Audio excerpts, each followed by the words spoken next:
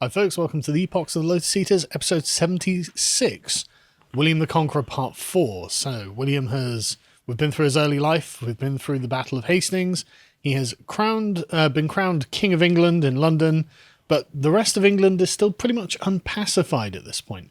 I'm of course joined by Bo, and we'll be continuing on. Yeah, right, so he's still got a lot of his work left to be done. Yeah. The different accounts, some of them are extremely pro-William, and some of them are a bit later and very, very pro-English. Right, okay. So it's one of those, I've heard it said about Stalin, for example, it's difficult to get to the exact truth of the man because both sides' accounts are either extremely pro-Stalin because they had to be, or they're sort of filled with resentment and anger for how much they despise him. So it's going to be kind of skewed one way or another. It's a little bit the same with William.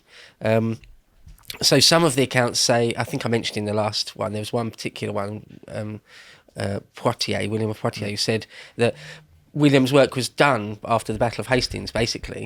England was just entirely open. He just had to march through it and claim everything, all the towns would be open to him, but that's not the case at all. Not remotely. In fact, the rest of the Conqueror's career, nearly 20 odd years, there's little pockets, little windows of peace, more than one. But especially stuff starts falling apart in Normandy again. Right.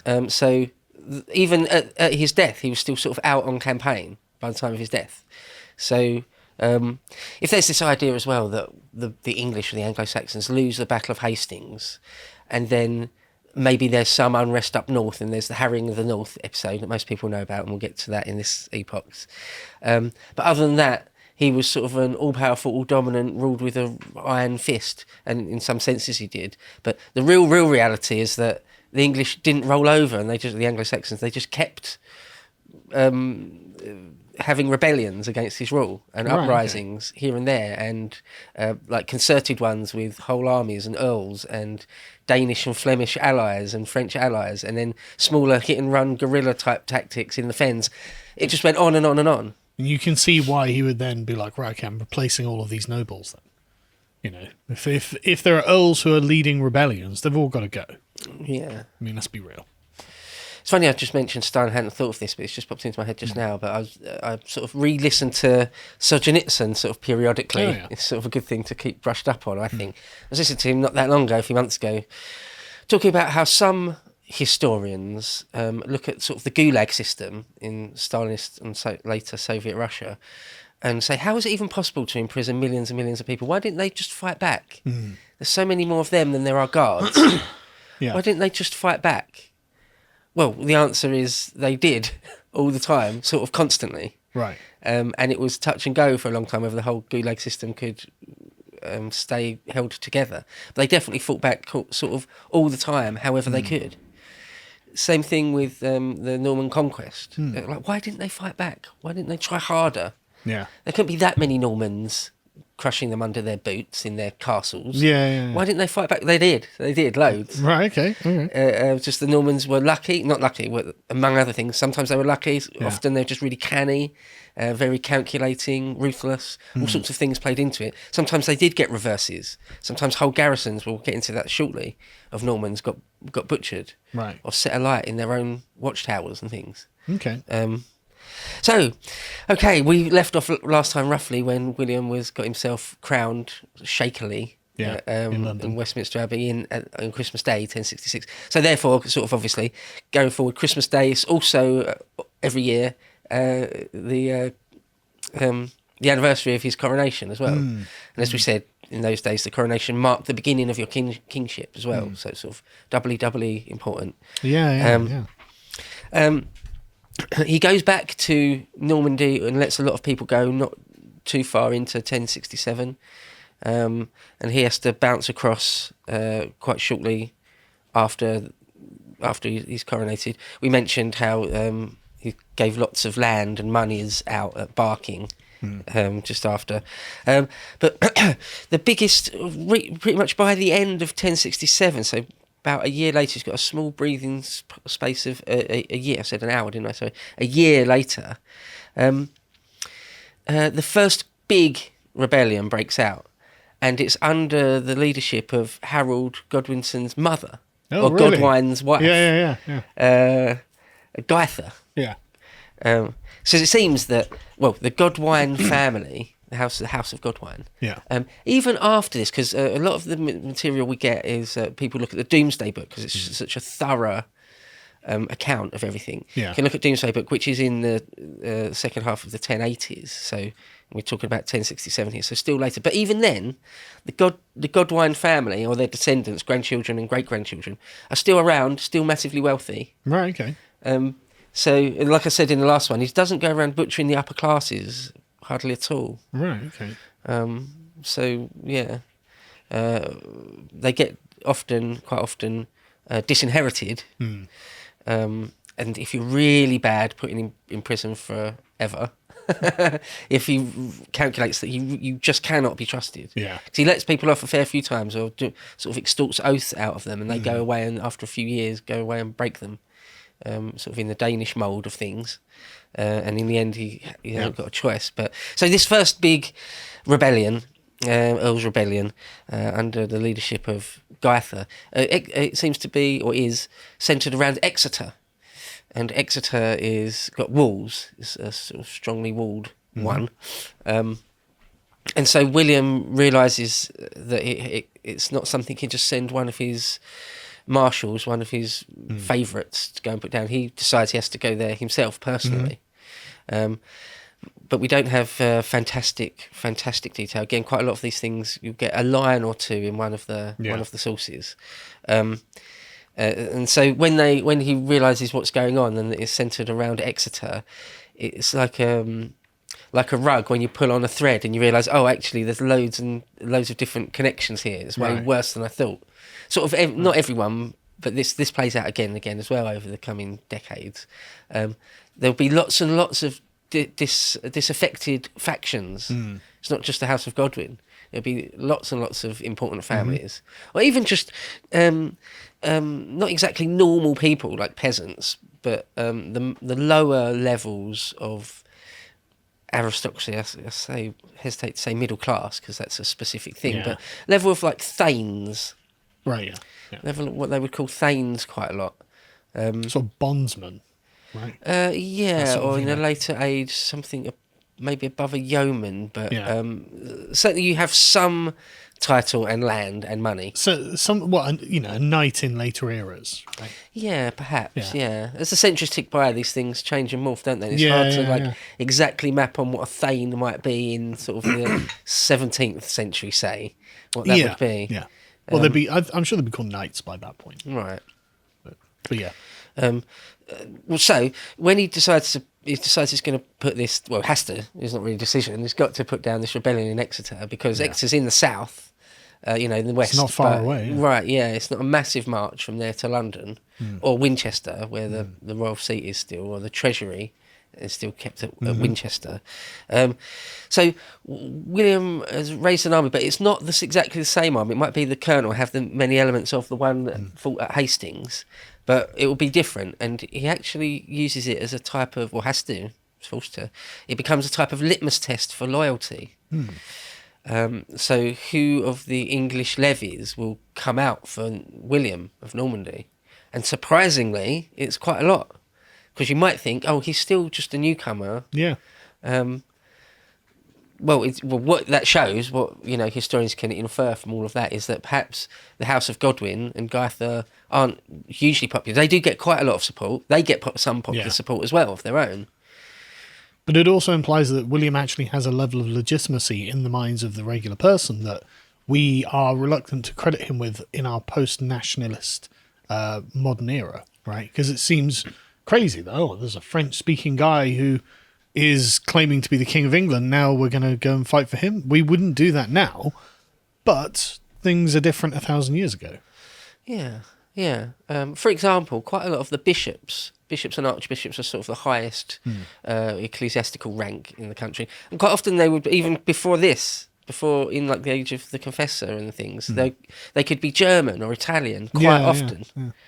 So to have the upper echelons of society not necessarily speaking English. In fact, I was reading an interesting thing the other day talking about how being bilingual would have been, after the Norman Conquest, in the centuries after the Norman Conquest, would have been much, much more common than it is today. Oh, yeah. Because the English, we're sort of famous a little bit for not learning other people's languages, aren't we? Whereas on the continent, most people are bilingual, you know. Yes. If you live anywhere near the border of France and Germany, you'll probably know French and German, right? A very large number of them know English as well. Oh, yeah, and everyone knows English as well, a little bit. Yeah.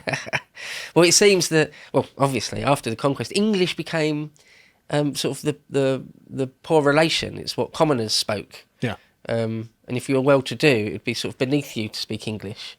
You certainly wouldn't write in English. No. Quite often, everything would be done in Latin. The church and the court, any official documents will be done in Latin, so you can send it to Rome or something, and everyone can understand what's going on. And English is very much on the back burner. Well, it's the language of the poor peasants. cousin. Yeah, yeah. It's interesting to see that obviously it wins ultimately against French and Latin. Well, I mean, it changes and incorporates. Yeah, it's not even the same dialect. Really, what they would speak in the 10th century. Yeah, you wouldn't be able to understand anything that an Englishman in the 10th century would say. Like, it's all German.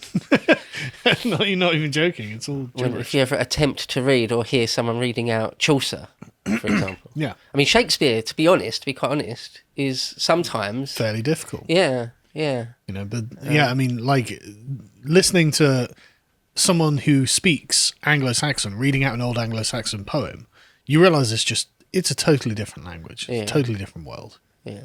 You know, things have changed so much since then. I think that I've heard people reading out Anglo-Saxon a few times, little snippets of things. I mean, it sounds magical. Yeah, yeah. You know, it sounds mystical and strange, and from this, you know, murky time when there were gods and heroes and dragons, and you know that's how it sounds to me. But like, it's not comprehensible. It's definitely a different dialect, isn't it? It's a different language. Right, yeah. It's not like you can pick out maybe like there's the odd verb or noun. You're like, oh, that sounds. But even then, the pronunciation sort of, and inflection is so strange to how we speak now. So, I mean, we have words that are derived from Anglo-Saxon words, but they're mutated across the course of centuries. You know.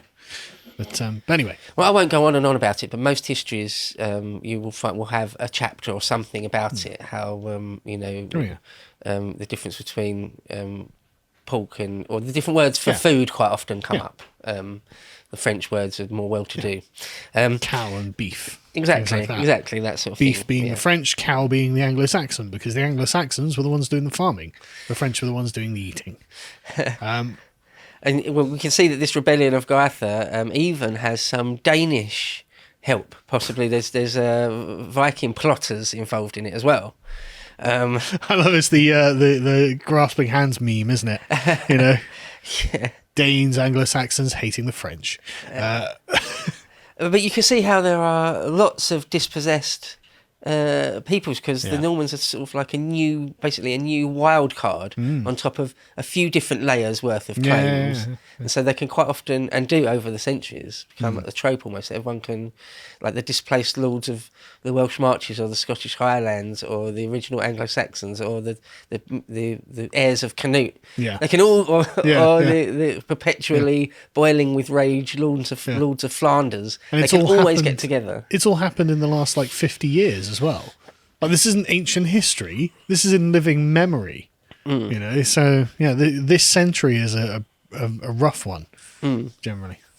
Yeah, no, absolutely. 11th century is 10th and 11th century is super tough. It just seems like very often no quarter given. Everything just seems.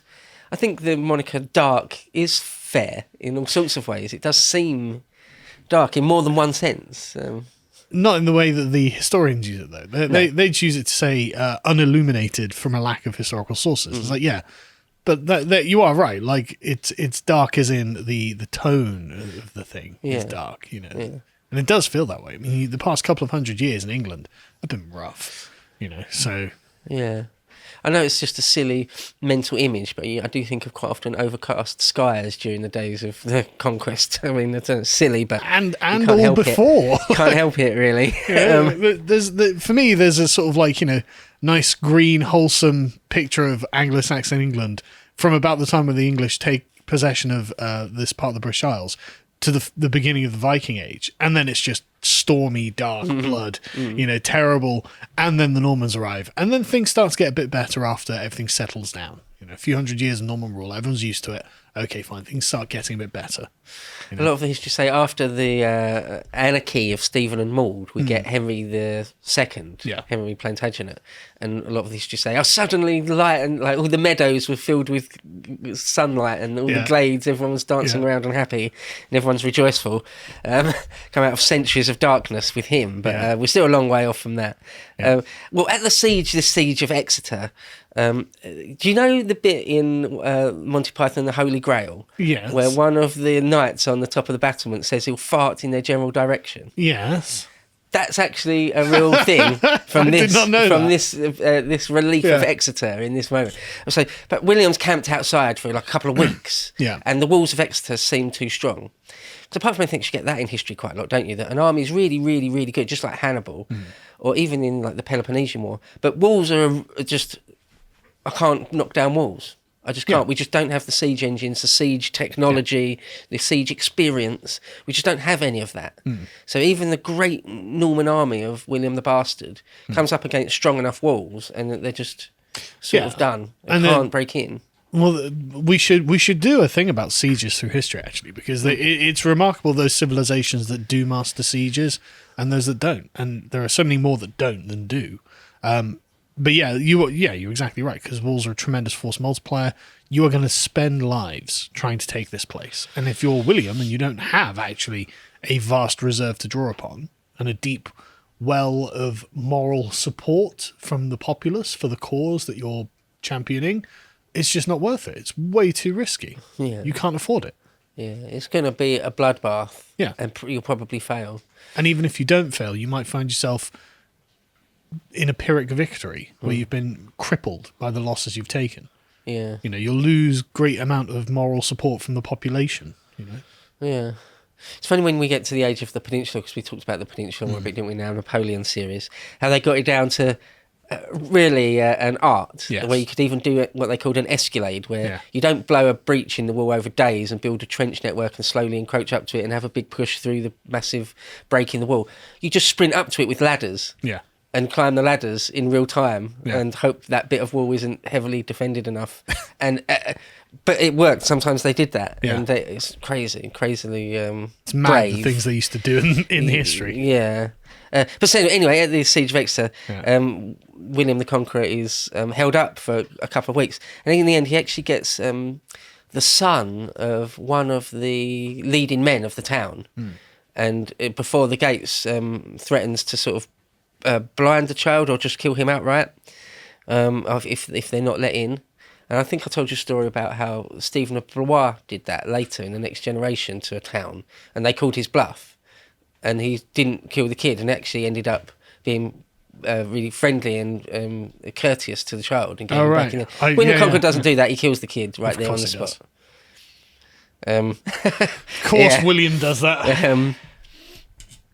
But in the end, this is exactly the sort of thing I'm talking about with historiography. In the end, we know that they gave in, and we don't really know anything about why or how that went down. Right. So that sort of thing comes up. Some say that part of the wall sort of spontaneously fell down because God wanted it that way. Like I'm sure like Jericho. Yeah, like Jericho. Yeah, exactly. I'm sure that's exactly what happened.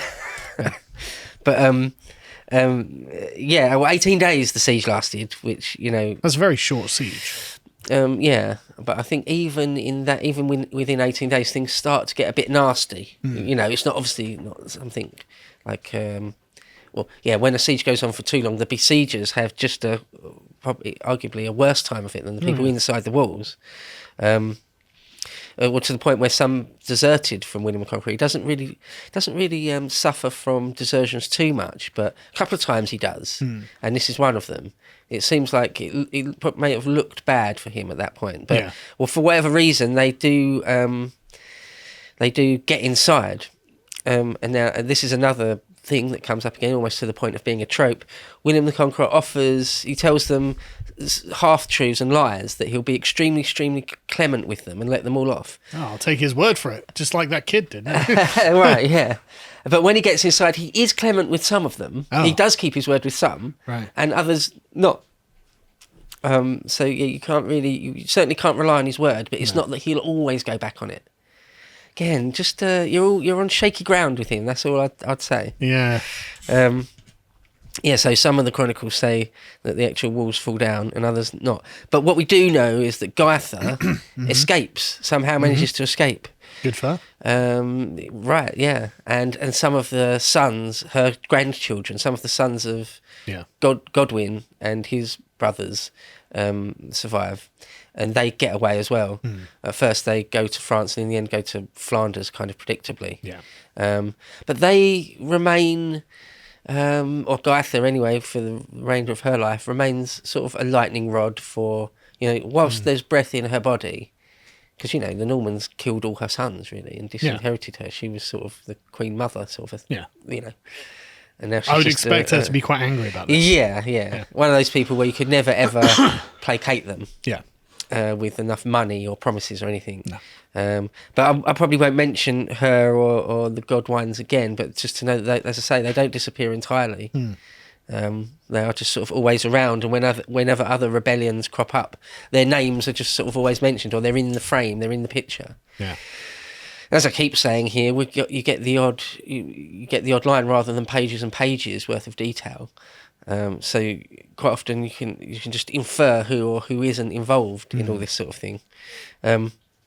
After Exeter, we're told that a lot of these rebels flee into the West Country or into the south, the very southwest, down in Devon, Cornwall, or all the way down.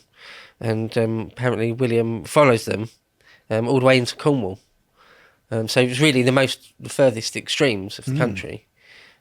That's another thing you've got to say about William the Conqueror is he did sort of thoroughly go over the map of England all over the place, all the way in Wales and Scotland, given enough years. It's not like he just goes into London and sends his tentacles out from there. Yeah. No, he's personally all over the place. the anti-rebel tour of 1068. Yeah. He comes back to has Easter at Winchester. I think I mentioned this. I did mention this in the last one. That quite often we only know exactly where he was when there's like a royal charter or some sort of royal writ, and it will say where exactly the date it was and where it was signed. It will have his actual personal signature on it. And quite often there'll be Christmas, Easter, Whitsun, the big liturgical days of the calendar. And quite often they'll spend them in the same places. Like for whatever reason, you'd spend Christmas in Gloucester. Don't ask me why exactly. Not always, of course, not every year, but that's just the thing. Perfectly nice place. There's nothing wrong with Gloucester. Yeah, right, yeah. Don't know why you wouldn't. In the next year, 1068, because he's now put down. So again, you get this window. Oh, the big rebellion of Gaither and House of Godwin has been decisively put down. They've all fled, scattered to the winds. So England's at peace now. Yeah, for a year, if that, sort of thing.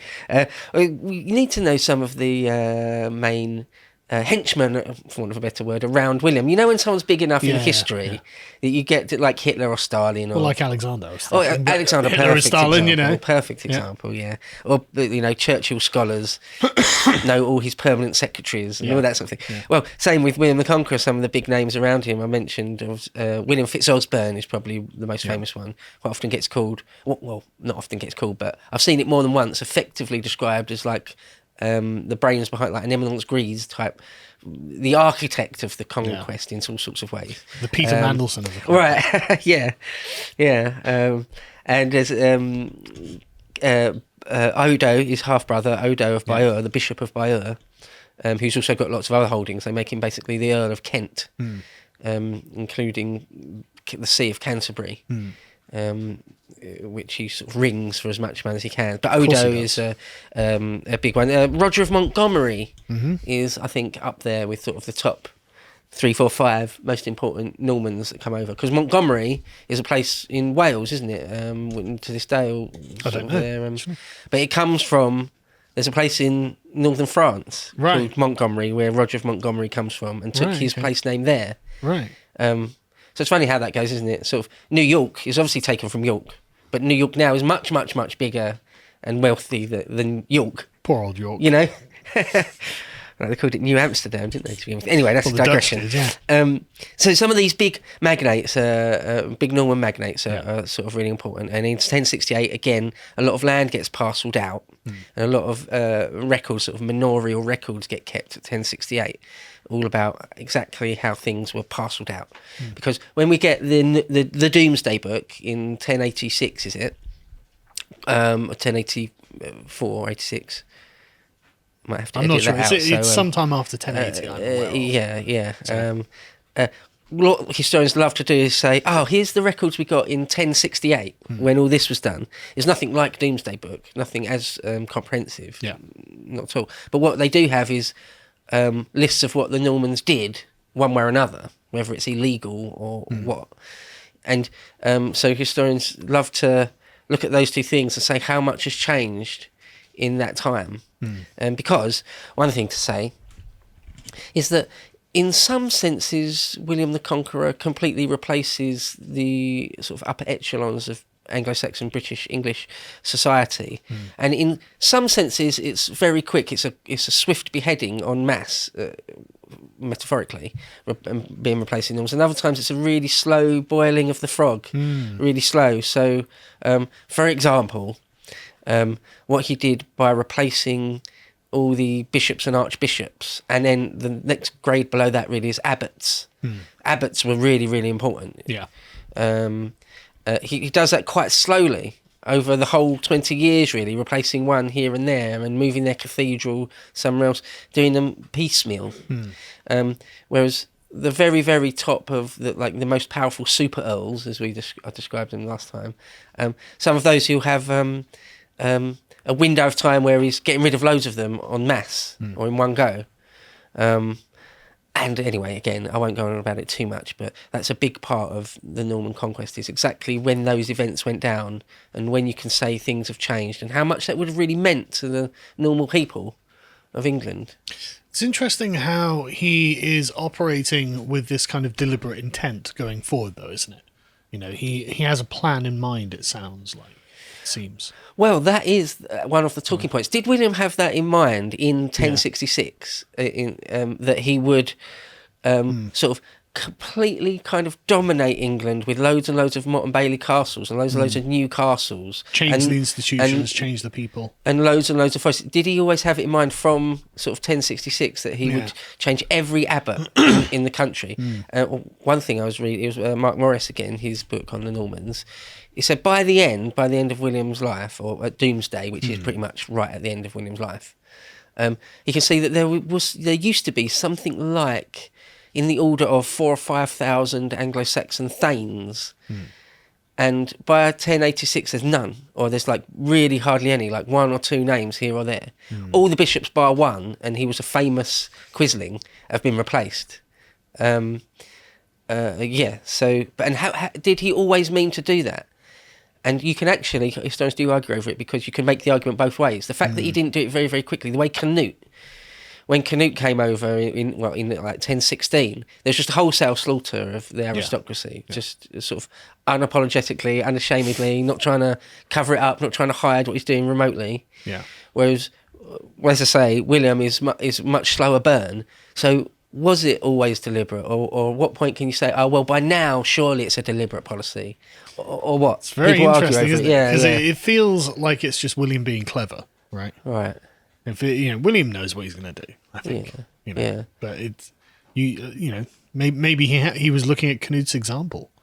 To watch the full video, please become a premium member at lotuseaters.com.